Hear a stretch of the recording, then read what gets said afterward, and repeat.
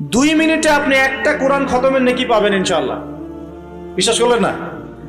2 minute লাগবে খালি বলতে কুল হুয়াল্লাহু আহাদ আল্লাহুস সামাদ লাম ইয়ালিদ ওয়া লাম ইউলাদ ওয়া লাম ইয়াকুল লাহু কুফুয়ান আহাদ।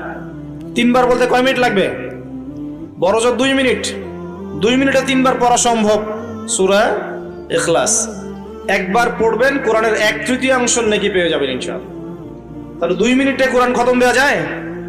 যায় কি যায় না? যায়, ফজিলত পাওয়া যায়। 2 মিনিটে আপনি বলতে পারেন আল্লাহুম্মা সাল্লি আলা মুহাম্মাদ ওয়া সাল্লিম।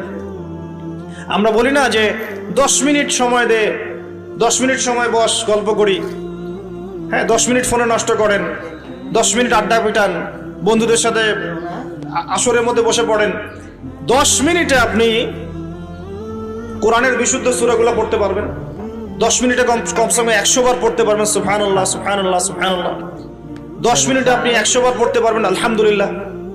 10 মিনিটে আপনি 100 বার পড়তে